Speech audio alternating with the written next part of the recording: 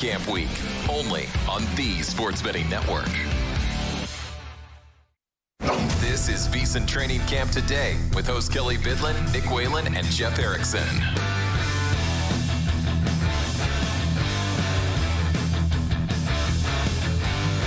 Welcome back to Training Camp Today. Hope you're enjoying the Training Camp Week all over the VSiN Network. I'm here with Nick Whalen on my left. Oh, that did not work. That did not. Nick Whalen on my left, Jeff on the right. I'm never going to try to do that again. That was awful. We're going to get into some fantasy football. Yeah, nailed it. We're going to get into some fantasy football discussion here. Guys, any reaction, though, real quick? We didn't get much time to talk college football yesterday. Tim jumping on, throwing out a couple of fun win totals.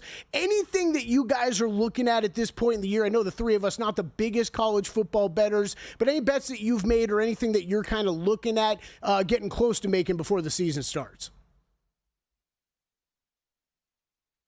Well, it's hard for me to disagree with what Tim said about the Wisconsin Badgers. First of all, I've been dabbling in just kind of hedging my mental health and taking the under 5.5 wins on Wisconsin. He laid out a pretty airtight case for the schedule, for the quarterback position, which continues to just be a merry-go-round for the Badgers every single year. So I'm in agreement with him. I always like to throw in a couple of Heisman bets as we get a little bit closer to the season. Lenore Sellers at South Carolina, probably my favorite player to watch in the country. He's 16-1 right now. I don't love that price because basically when you look back, guys, over the last, 30 years or so of Heisman winners, you got to get to at least 9 wins. That's the baseline, especially if you're a quarterback, to win the Heisman Trophy. South Carolina win total coming in at 7.5. I think in the SEC, it's going to be difficult for them to meet that floor. So I want to bet on Lenore Sellers. I don't know if it's actually a smart bet.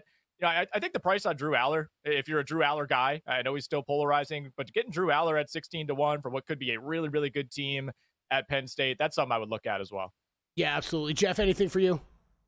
I used to be massively into college football. Played in a 24-team, 16-round college fantasy football draft with keeper elements, recruiting elements. Then I had kids. I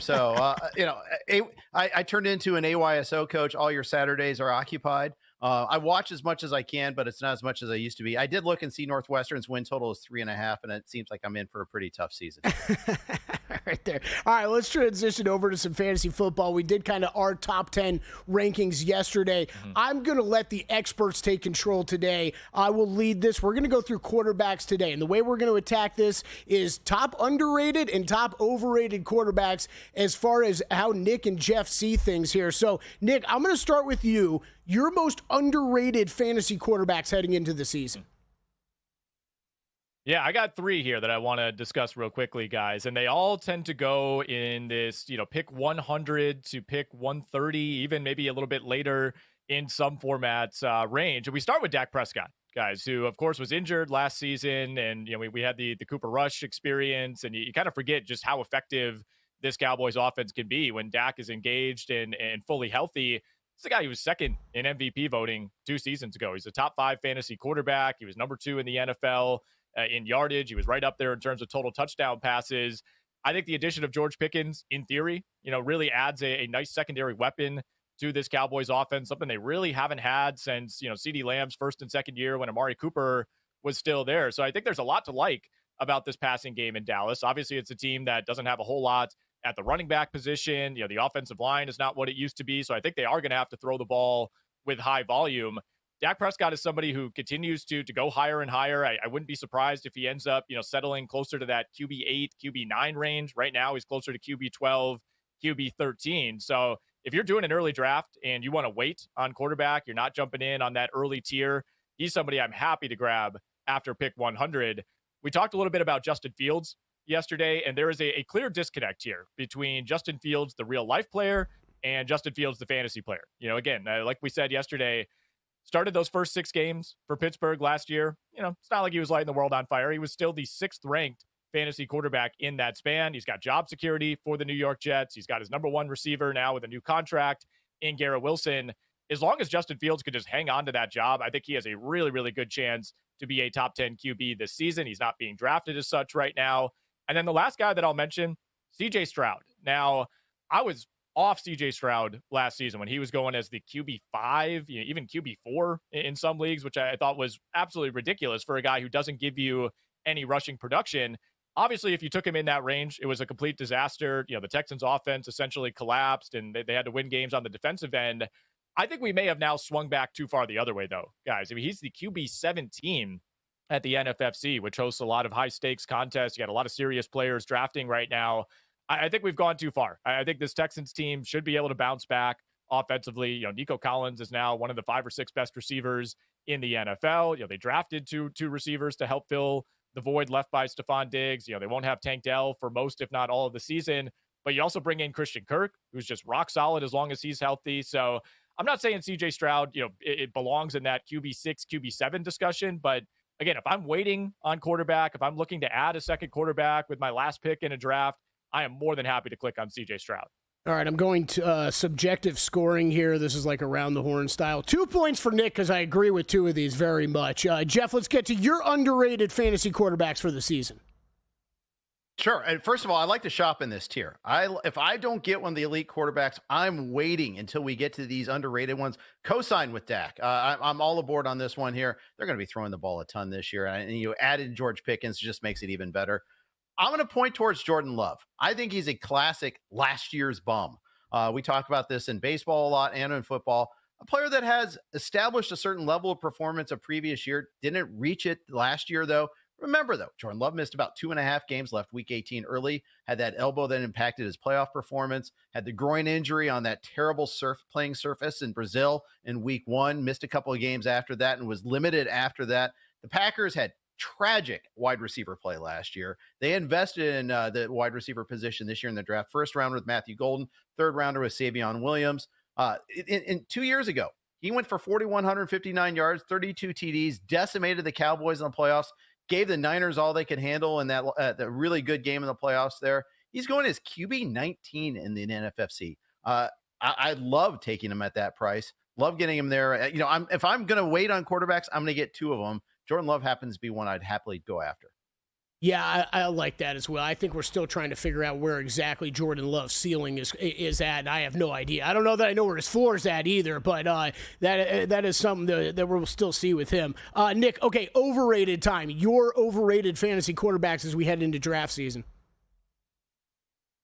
All right, so I'm going to start with Patrick Mahomes, guys. And look, I think there is a better chance this year than at any point over the last couple of years that we see Patrick Mahomes return to form. But am I willing to invest in him in the 5th round of a fantasy draft? To me, again, there's a good chance that he can get back to the guy that he was, but it's not a great chance. It's not a lock, right? And we're talking about a guy that needs to add about 7 or 8 fantasy points per game compared to where he's been these last couple of years to get back into that elite territory. That's a lot to ask. And I do think if you assume Rashee Rice is healthy this season, that does really change things for the Chiefs offense, but you still have questions about this offensive line. They've just kind of rotated in different tackles. They're switching guys all over the field. They haven't really found anything that works. So it's not enough of a sure thing to me to pop him in round 5 when you can get, in my opinion, some comparable production from other quarterbacks, 20, 30, even 40 picks later in a draft. So he's number 1. And then a couple of guys who go around that pick 90 to 100 range,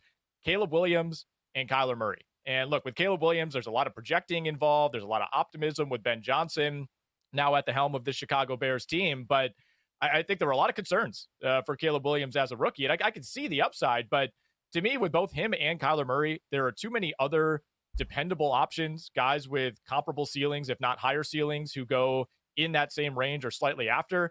I would rather take Jared Goff. I would certainly rather take Dak Prescott. I think Brock Purdy is really appealing this season. You can get Justin Fields a couple rounds after Caleb Williams. So I don't necessarily have a problem with either of these quarterbacks. If I'm, taking 2 quarterbacks later in a draft and you're kind of going with the matchup, whoever has the better defensive matchup on a week-to-week basis. But I don't want to go into next season with Caleb Williams as my QB1. And I would say the same thing about Kyler Murray. We're going on like year 4 now of, all right, maybe this will be the year. Arizona didn't really change anything with this offense. They loaded up on defense this offseason, but I don't see the case for Kyler Murray taking a huge step forward. Man, I'm just sitting over here smiling because I'm totally that guy that every year is like, this is the year for Kyler. Watch out, Nick. Watch out. All right, Jeff, let's transition. Your most overrated fantasy quarterbacks heading into the draft. It's not going to be a popular take here, but I'm going to say Bo Nix. Getting drafted as the QB 7 or 8, depending where you're looking at, sometimes even as early as 6 over Mahomes and Baker. The rushing numbers were overall pretty impressive, but the second half, they dwindled a little bit more. The last rushing TD was in week 8. If he's not getting those rushing TDs, if he's not getting those rushing yards, what are we getting here?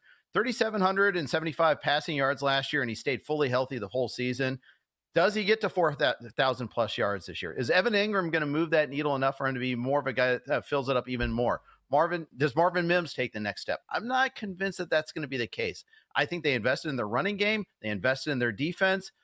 This is going to be a team that's going to want to run the ball a ton. The schedule is going to pick up considerably for the Denver Broncos.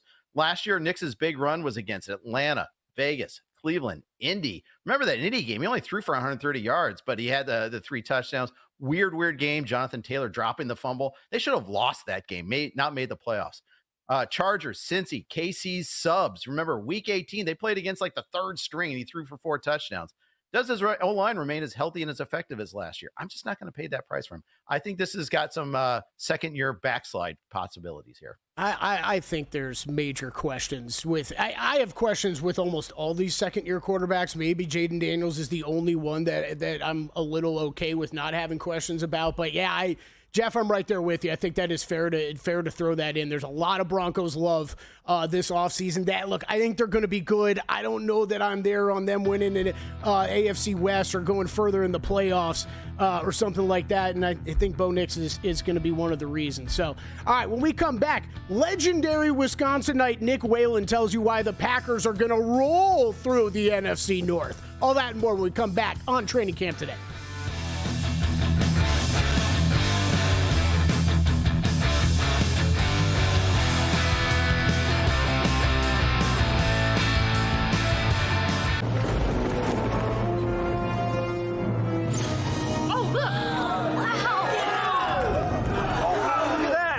What's the guarantee? Eric? Mike, time to make history. Players at Circa Million make 5 picks against the spread each week with quarterly and full season payouts. Circa Survivor entries choose one team each week with no point spread. The last one standing wins it all. We have $21 million on the line. Are you in? Visit circasports.com for details. So, Paulie, have you had a chance to read the VSiN Daily yet? Yeah. Came in at 3 a.m. What's Bill doing up that late? Well, rumor has it starts off with a 12-hour meditation session. Then he just pours himself over film and live TV, really focusing and taking it all in. Bill's in with the biggest insiders, talking trade secrets, strategies, the whole 9, absorbing the info. And then and only then can the writing process begin.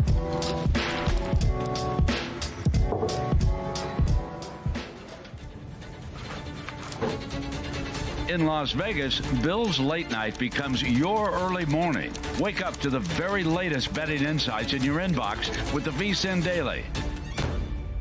Sign up for free at vsin.com/newsletter.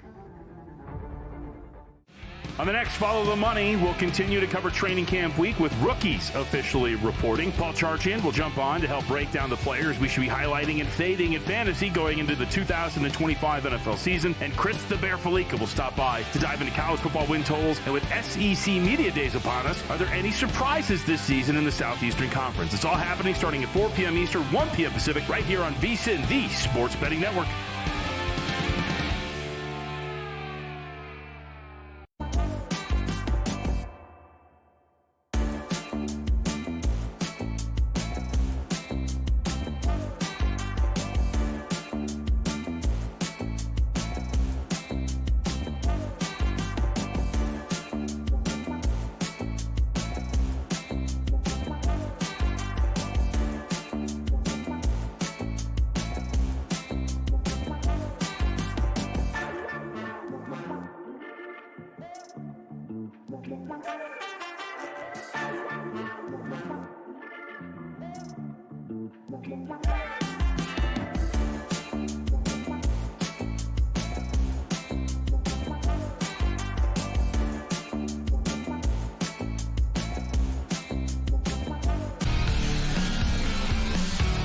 This is VSiN's Football Training Camp Week, only on the Sports Betting Network.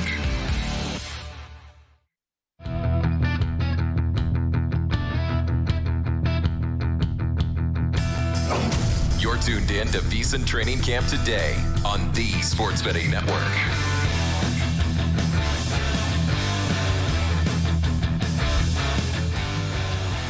Nick Whalen, Jeff Erickson, Kelly Bidlin back with you. It's VSiN Training Camp today. Talking all football all the time, 2 hours a day, Monday through Friday this week. Appreciate everybody tuning in, checking us out over on SiriusXM, channel 158.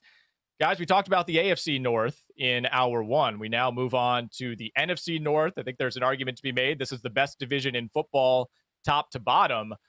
I want to start, we'll go team by team here with the Detroit Lions. They are the favorites to win the division, certainly the most talented team on paper in this division. But Kelly, they lost both coordinators. Ben Johnson now with the Chicago Bears, Aaron Glenn now leading the New York Jets. Very simple question here. How much, if any, regression should we expect from the Detroit Lions this season, particularly on the offensive end, losing Ben Johnson? Yeah, I'm expecting some. How about that? I'm expecting some. I think I would be shocked if it was zero. And if it is zero, I think that speaks to even more of how good of a coach Dan Campbell has really turned into. Because I think that even Jared Goff, where I think he can be underrated at times, I think he was really built up for that system and operated perfectly in that system that Ben Johnson was running there. So I'm very interested to see what this offense looks like, especially down a couple pieces on the offensive line that we saw there for so long as well. I still think they will have a good enough offensive line. A lot of those and the big-time pieces still remain there in Detroit. So I expect them to be competitive, but what is the long-term outlook for this team as far as where they stack up at the rest of the division? I think the Packers are right there with them, and how far behind are the Vikings and the Bears? I think are a fair question. But to me, this is not as crystal clear as last season, where I thought the Lions would win the division, and they did so. And I think this is going to be a competitive division, and they do regress a little bit.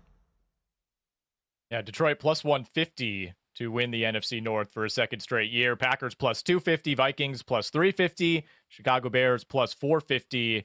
Jeff, I know you share some of those same concerns about the brain drain in Detroit and, losing Frank Ragnow on the offensive line. That is huge. But they do get Aiden Hutchinson back on defense. He is your Defensive Player of the Year favorite right now at the DK Sportsbook, plus 650. Any interest in that? I don't know. I feel like I need longer odds just because he's coming back from such a major injury. We don't know what version of him we're going to be getting back. And I think that speaks to the entirety of the Detroit defense. Lee McNeil was such a huge part of that defense. He got that knee injury at the end of the year last year. Marcus Davenport missed most of the season with that triceps injury. They're replacing their top cover corner as well, swapping out Carlton Davis for DJ Reed.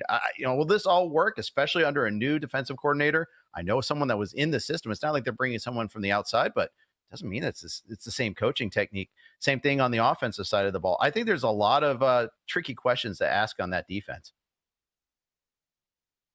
The Green Bay Packers, like we just mentioned, plus 250 to win this division. I feel like this year could go either way for Green Bay. I think this could be an 11 or 12 win team. I think they could take a step back, as we saw some signs of last season with Jordan Love, although fair to question whether he was ever fully healthy. But ultimately, this is a team that still made the playoffs despite going 1-5 in division a year ago. Kelly, would you consider a bet on the Green Bay Packers to win the NFC North? Do you look at their odds to make the playoffs, maybe mosey on over to the win total? Yeah, my favorite bet there would be to make the playoffs. That is one I'm still considering. I don't think, I have them in the, spoiler alert, in the VSiN NFL betting guide. I do have the Green Bay Packers as your division champions for the NFC North. I don't know that I'll get there on a division bet. I think they're, like I said before, I think the Lions are still right there, and Vikings and Bears are very interesting teams to me this season. But minus 135 to make the playoffs, I do think that's a bet I'm going to end up landing on with the Packers. I am a Jordan Love believer. I think that he could use some more help from the pass catching group, but there is going to be some reinforcements coming this year. This is a team that, look, I think they still got some questions on the defensive side of the ball, but not as bad as I was expecting maybe a season ago. You add Matthew Golden to that receiving core on the offensive side. I think this is a team that starts to put it all together this year. Very competitive division. I think it's going to be tough for them to fight through, but what were they, 1-5 in the division last year? I don't think it's going to be nearly that bad for them this season. I'm a believer in the Packers. I think you hit on it perfectly, Nick. That make the playoff number is the one that I'm looking at for a bet on this team.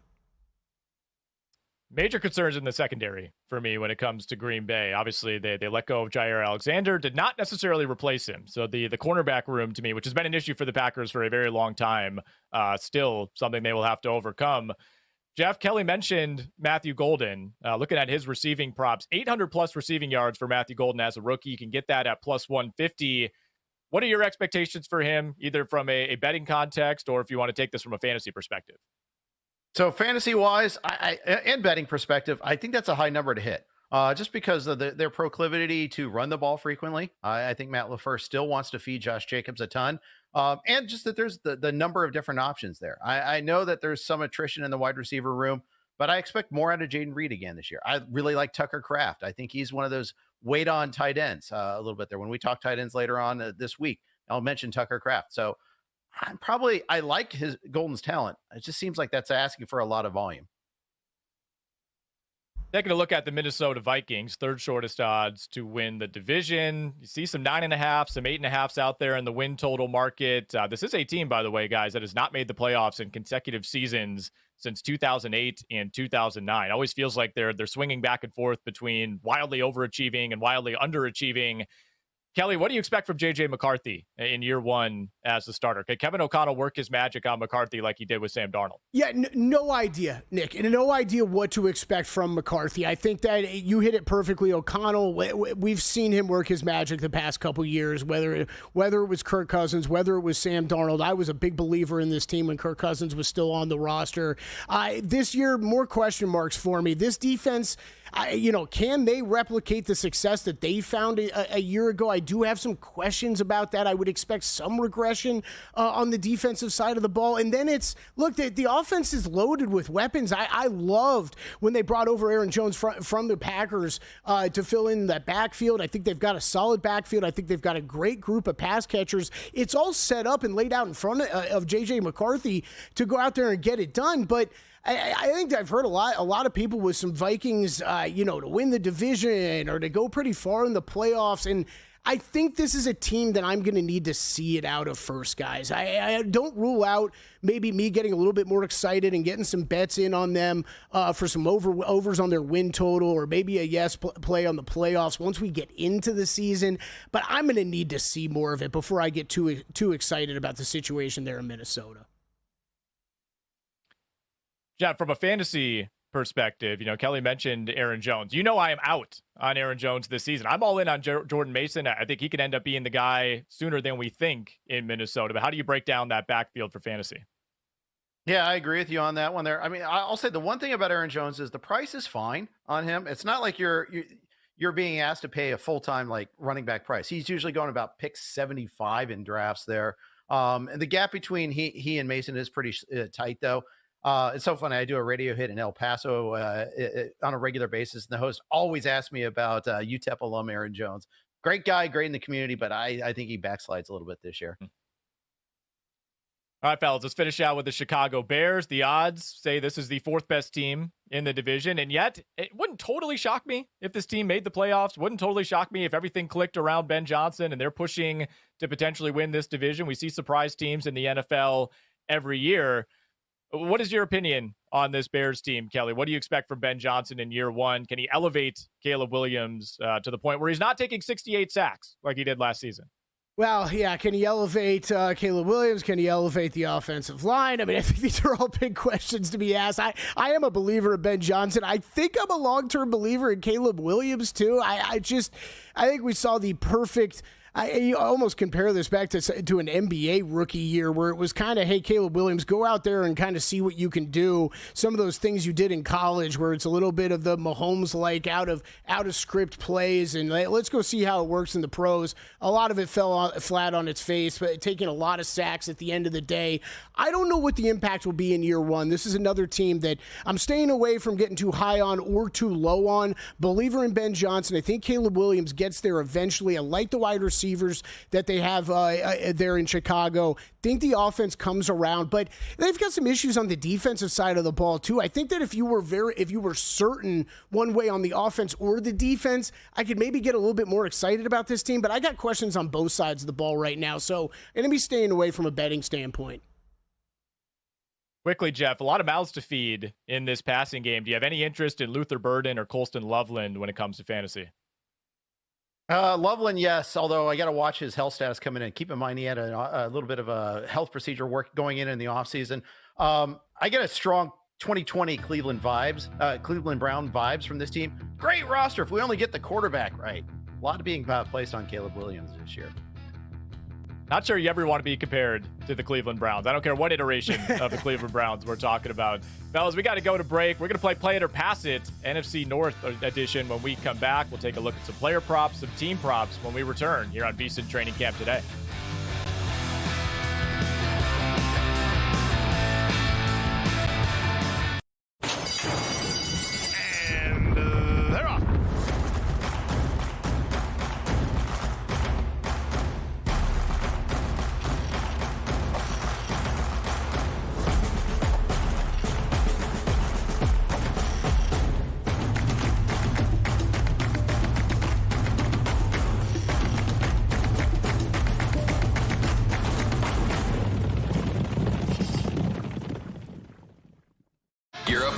Season the sharp way with a VSiN Pro subscription. Right now, grab our football special for just $175. An early bird deal that gives you full VSiN access through the Super Bowl. That includes our NFL betting guide, loaded with team previews, power ratings, and season-long best bets. Plus, pro picks sent to your inbox daily, betting splits from DraftKings and Circa, live shows on the VSiN Watch app, and so much more. Don't wait. Sign up now at VSiN.com/subscribe and join us on the Sports Betting Network.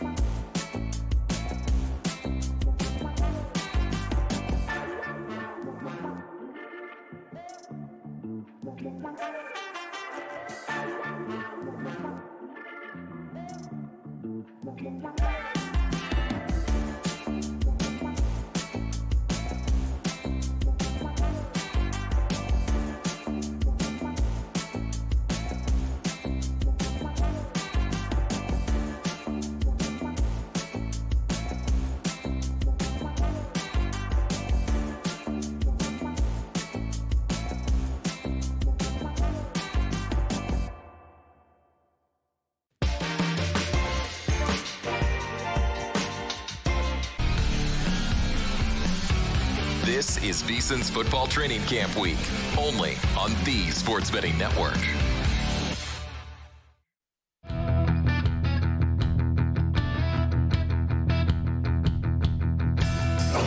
You're tuned in to VSiN Training Camp today on the Sports Betting Network.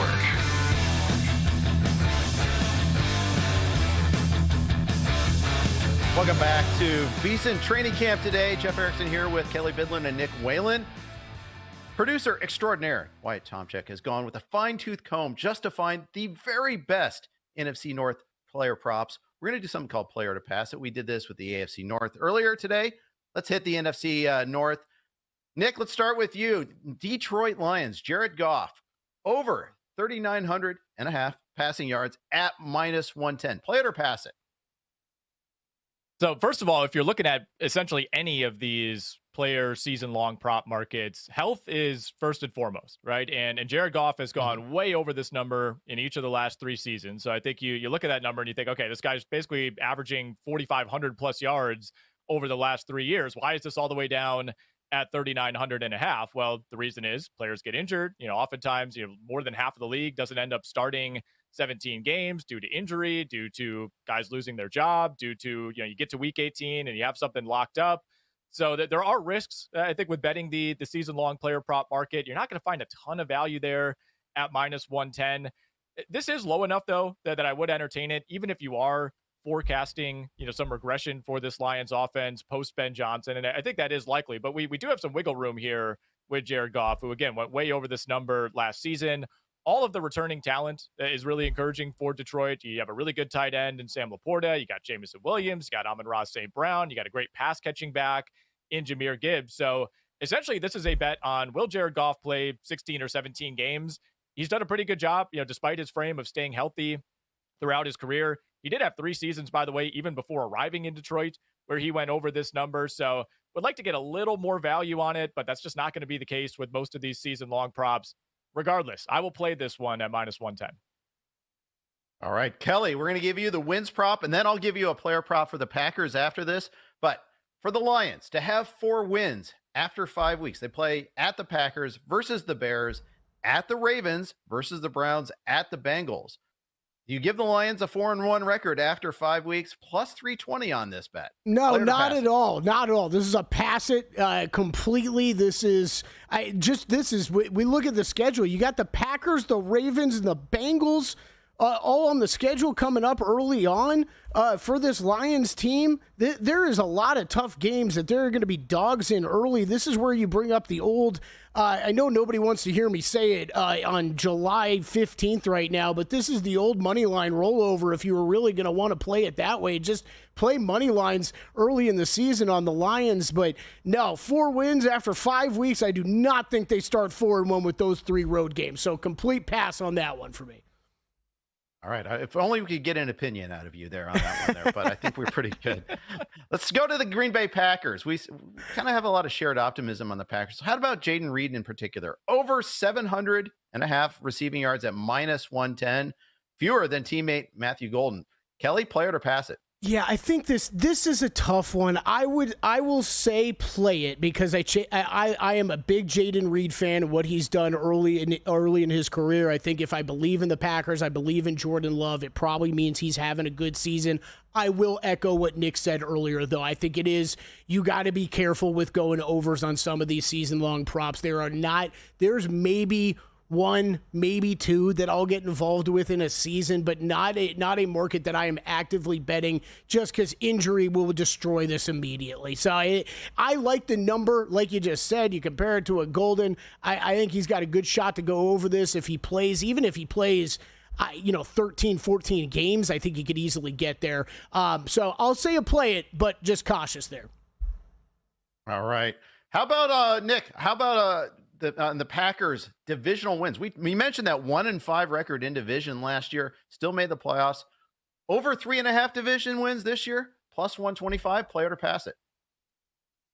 Well, the Packers are going to have to be better in division, right? It's exceedingly rare to go 1-5 against your NFC North opponents and still find a way to make the postseason. They obviously dropped only one other game the entire year, and that was Week 1 against the Philadelphia Eagles. So I certainly think we see some progression, but it's difficult to parse exactly where those wins come, right? You compare that to the AFC North and you think, oh, you get 2 free wins against the Cleveland Browns. I mean, there are no free wins in the NFC North this season. We saw the Packers lose at home to the Chicago Bears late in the year when the Bears were a complete mess. So this is a pass for me. I think I need a little bit more value than plus 125. I think there are plenty of worlds in which this Packers season goes south. Jordan Love doesn't get back on track. And we saw 2 completely different versions of Jordan Love and really the Packers offense overall last season. Early in the year, it looked more like we saw at the end of the 2023 season. They're whipping the ball all over the place. Jordan Love is averaging 35 pass attempts per game. We saw a much more limited version of that passing game over the second half. Part of that was the schedule softened up. They really just leaned on Josh Jacobs. But Jordan Love went from throwing the ball 35 times a game to about 22 times per game. And that is really, really difficult to sustain against what will be a tougher schedule this season. So I think Green Bay, I would pencil them in for probably 3 wins in the NFC North. All those games are going to feel like toss-ups. I know they're slight home favorites against Detroit in week 1. Obviously, you don't feel great about that game with the way that the Lions have owned them in recent years. So I'm going to pass this one at plus 125. All right. Very good. Let's move on to the Minnesota Vikings. Starting off with essentially J.J. McCarthy's rookie season. Only played in 1 preseason game last year. It was a redshirt year. Not quite the same thing. Sometimes this benefits quarterbacks. J.J. McCarthy, over 24.5 passing touchdowns. Rodgers, I think, was at 23.5 as a point of comparison. Minus 105. Nick, play it or pass it? So this, to me, really depends on how you view J.J. McCarthy. How ready do you think he will be for his debut as a starter? It's a guy who's never played in an NFL regular season game. He's only played in 1 preseason game last year in which he suffered that knee injury. Now, we've seen over the years that there could be a big difference between, sitting out your rookie year and then coming in as opposed to being thrown to the wolves right away. But I basically consider J.J. McCarthy a rookie, right? I think there's a big difference between being injured your rookie year, not being able to get any reps during that time. Yeah, you can take things in, watching Sam Darnold from the sideline, but you're not getting reps in practice. You're not even getting some of those end of game reps. If it's a blowout situation, some of those guys will make a start or 2 at the end of the year. We didn't see any of that from J.J. McCarthy. So I essentially view him as a rookie. And since 2000, guys, only 5 rookies have thrown at least 25 touchdowns in a season. We had 2 last year, Bo Nix and Jaden Daniels, the others being Justin Herbert, Baker Mayfield, and Russell Wilson. Again, obviously McCarthy is not a true rookie, so maybe you view him closer to a Jordan Love or a Patrick Mahomes or Aaron Rodgers, guys who did sit out and then came in and had immediate success. I will say he's set up great. He might have the best quarterback coach in Kevin O'Connell in the NFL. He's got great weapons at his disposal, but I think this is one I would stay away from, especially at minus money.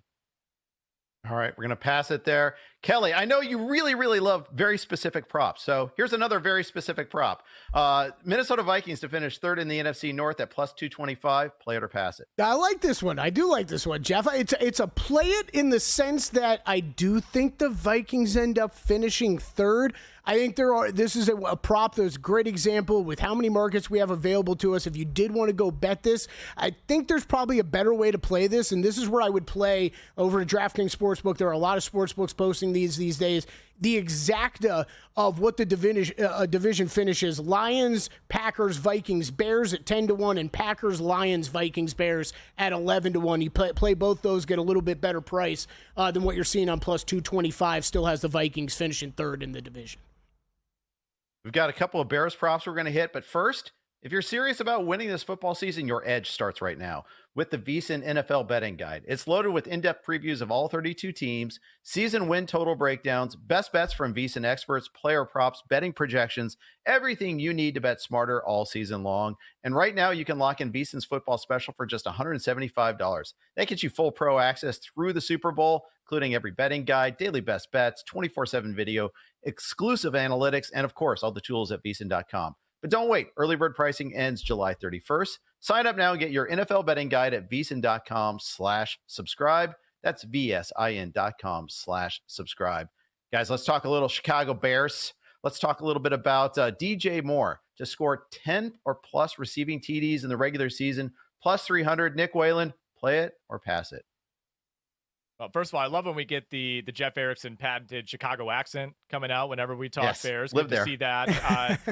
Look, I think we're getting reasonable value here at 3-1 for a guy who could take a huge step forward under Ben Johnson. There's also been some kind of concerning reporting. Like a month ago, DJ Moore came out and said, I don't know if I'm going to be getting the ball quite as much as I thought I would. We talked about so many mouths to feed in this offense. Obviously, you have Roma Dunze. You got 2 rookies coming in Colston Loveland and Luther Burden. And we're talking about a guy in DJ Moore who's maxed out at 8 touchdowns throughout his career. That was back in 2023. Now, he hasn't missed a game since 2020, so that does work in his favor. I think the Bears take a step forward. I will play this one at 3-1. I think there's just enough value here for me. All right, Kelly, to wrap it all up, Bears to lose in the wild card round, plus 380. Pass. This implies on the Bears making the playoffs, and I do not think that is happening at all. Big old pass on this one for me, Jeff Erickson. I love it there. Their Bears are plus 160 to make the playoffs for what it's worth. All right, to wrap up the show, we're going to do with our G-Bank Best Bets. We're going to talk some fewest wins markets as well. We are nailing all this here this week here on Training Camp Today. We are excited about doing this. Back with one last final segment here on VSiN.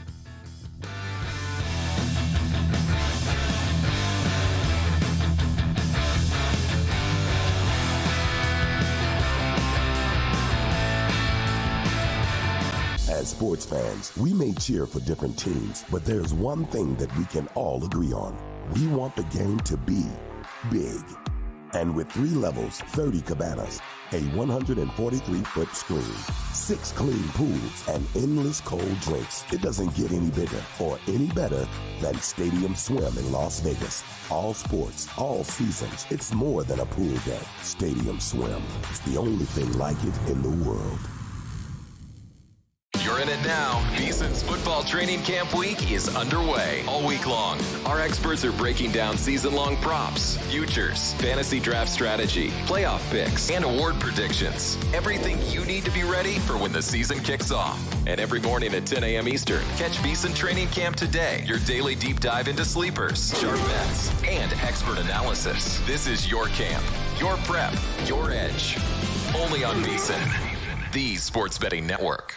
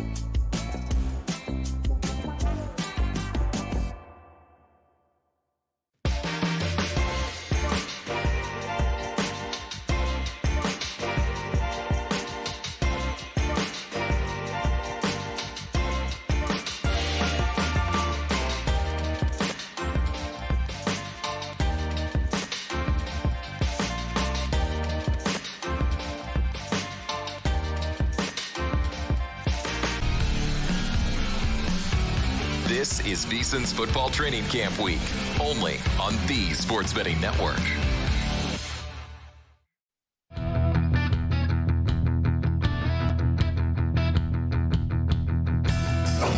You're tuned in to VSiN Training Camp today on the Sports Betting Network.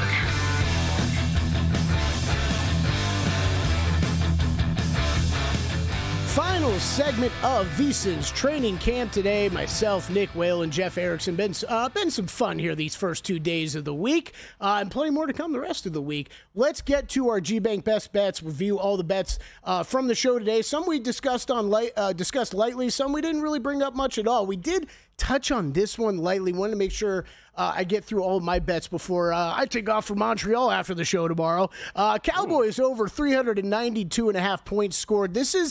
I was interested in the Cowboys over on their win total, fellas. This is the way I decided to go. We brought this up a little bit with the Bengals earlier. I've got questions about the defense still in Dallas. I think with Dak Prescott coming back, I can see what Dak has done with this offense over the years. That number below 400 was pretty shocking to me, so I liked the overplay on the Cowboys' total points scored during the regular season. As far as Tim Murray's bets today, he had a few college football win totals for us. Syracuse under 5.5 wins, that at minus 140 you'll find out there. He also went Wisconsin under 5.5, and Nebraska over 7.5. Nick Whalen, I know you had a few for us. Yeah, well, first of all, I like that Cowboys play by you. They actually weren't that far behind that number last season with Dak Prescott barely playing. They were the leading scoring team in the NFL 2 seasons ago with over 500 points. So I think we are getting a really good number on Dallas. In terms of what I like here, we talked about the Cleveland Browns earlier in the show. I'm all over the under 5.5 wins for Cleveland. Obviously you respect Kevin Stefanski, a 2-time coach of the year. He's done what he can to maximize the talent on this roster. Unfortunately, there is not much talent remaining, especially on the offensive side of the ball. I think it's just going to be an uphill battle playing in a really difficult division with a really difficult schedule, even out of division, when you don't have a quarterback. We could see 3 or 4 different starting quarterbacks for the Browns throughout the season. That almost never works out well. So I just don't see a path to 6 wins for this team. We haven't talked a lot of Falcons so far this week. We'll get to them as training camp week rolls along, but I really like the Falcons to make the postseason. I would bet that over the Falcons to win the NFC South. You can get that at a pretty good number right now, plus 155. And then the Minnesota Vikings, guys, have been going back and forth. Do they overachieve? Do they underachieve? I think the pendulum swings back toward the underachieving side this season. Minnesota to miss the playoffs at minus 110. Again, the division is a big part of this. The inexperience at quarterback is a big part of this. And this was also a team, guys, that led the NFL in turnovers forced last season. As we know, stats like that do not tend to be sticky year over year. Jeff Erickson, one bet for you on today's show. Yeah, absolutely. And let me co-sign on the Cowboys offense one. And we'll go, and also with Dak going over his passing yards total, which I think is at like 3850. He has never missed that number when he's played a full season. Easily said there. Let's go. Nailed it. But my best bet is the Packers over 9.5 wins. We spent some time talking about them today. You get a plus number over at FanDuel, by the way, on that one. If so, shop around again when you're looking for these win totals, especially. The price matters. But third in overall DVOA last year. A lot of things went wrong at the very worst possible times for them. I think some of that luck corrects a little bit this year. Another year of Jordan Love. I think he should be a better quarterback. There's a lot of things I really like. I really like what Matt LaFleur does with this team. I think he's a really good play caller. I think he gets these teams dialed up at the right time. They're taking a chance on that secondary, counting on the pass rush to cover the loss of Jair Alexander. We'll see if that works. That is the weak spot for this team, but I do think this is a really, really good team. And I think they should surpass that number and maybe even look at an alt win total there too. We talked about that yesterday with, on the show as well. So I think they may be another candidate for an alt win total. Yeah, I like that. Alt win totals. Something else I want to talk a little bit more about tomorrow. So that coming up on Training Camp today, tomorrow. All of our best bets brought to you by G-Bank, the official bank of VSiN. And now introducing the $500 trifecta from G-Bank, First Bet, and VSiN. All you need to do is open a G-Bank Visa Signature credit card in the first 90 days. Deposit and play through $1,000 at First first bet to trigger the $500 trifecta. You'll receive a $200 in cashback rewards on your GBank Visa signature credit card. First bet will give you a $100 deposit match. VSiN completes the trifecta with a free 6-month VSiN Pro subscription. That's the $500 trifecta from GBank First Bet and VSiN. Head over to VSiN.com/GBank. That's VSiN.com/GBank. Gentlemen, want to finish out the show here today talking with one of my favorite markets every year, NFL fewest wins. And oh boy, do we have some stinkers at the top of the board. Browns, Nick already picked on them today, so we'll start with them. They are 4-1. They are your short shot. Saints not far behind, plus 425. Giants 6-1. And then maybe the one I think we're all going to agree don't belong up there are the Jets 8-1. We maybe gave the Jets a little too much love yesterday on the show. Titans 12-1. Everybody else 14-1 or longer. Nick Whalen, I'll start with you. Who do you like here? But more importantly, I know who you like probably. Is there a bet here at current prices? I think there can be. You know, when we're starting the bidding at 4-1, I think there's enough value on the board here. And look, I like that under 5.5 for the Cleveland Browns, but I think there's a world in which the Saints are even worse, to be honest. You know, I think the difference between these two teams, they both have horrendous quarterback situations. You know, we'll see what becomes of the New Orleans Saints QB room, but I think the Browns actually want to win games. You know, I think the Browns want to maximize this. You know, they have a win now coach. They made a win now move, bringing back Myles Garrett. Whereas, you know, you don't see tanking in the NFL, but the New Orleans Saints guys have been kicking the can down the road on a rebuild for a decade plus, right? We kind of thought like once Drew Brees moved on, like, all right, maybe they'll fully reset this thing.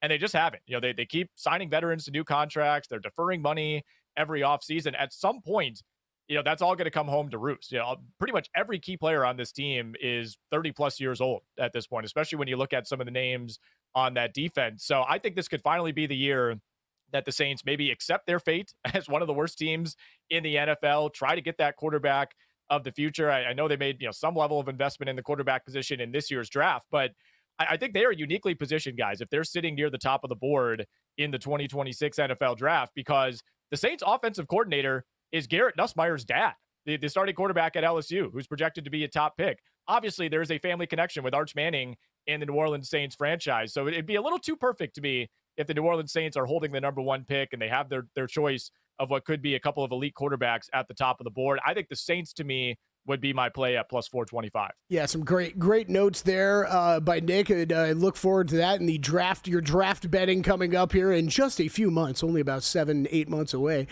Jeff, what are your thoughts here on this market? And are the Browns the short shot only because of the strength of the division that they play in?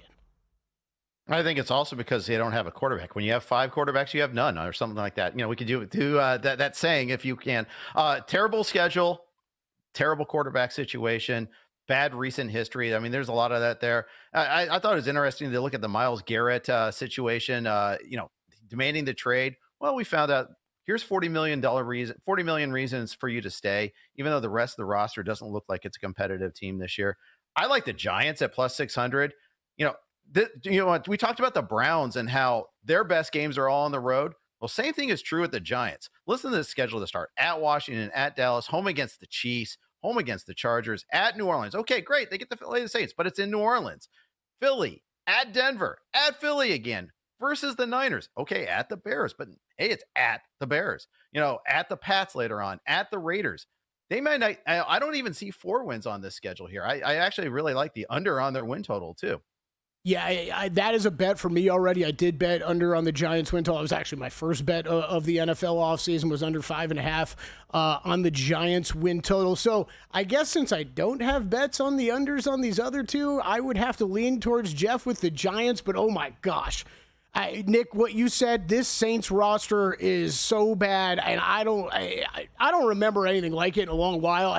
I really think there is something here of the AFC North being so tough and the NFC South being a little bit weaker, where they might be able to just fluke into a win or two that ends up keeping them away from a complete bottom here. But I mean, what are we talking about with that quarterback situation? It is more special than all the rest, I would say. I think you had some thoughts on some of the other longer shots on the board. You think there's another team that could make their way into this conversation? Yeah, I think, one of these teams in the, 8-1 to 25-1 range will probably be in striking distance of the worst record. It's just a matter of, picking which team that is. I know all of us on this show are low on the Miami Dolphins, guys. 25-1 for Miami to be the worst team in the NFL. Now, that would necessitate injuries, which can always happen when you have maybe the most injury-prone quarterback in the NFL in Tua Tagovailoa. You have a very injury-prone duo at receiver in Tyreek Hill and Jalen Waddle. They have injuries on defense last year, guys coming back from serious injuries. There's a world, guys, in which this goes completely south. We saw what the Dolphins looked like last year without Tua Tagovailoa. They couldn't beat anybody with that roster. So would I bet it at 25-1? Maybe a little sprinkle, but there's a world in which things go very, very wrong for Miami. All right, that's going to do it for us here today on Training Camp Today. Check out tomorrow's show. We got plenty coming up. We will hit the NFC West and the AFC West when it comes to NFL divisions. Chris Felica joins the show to talk college football, all that much more. We'll talk to you guys tomorrow.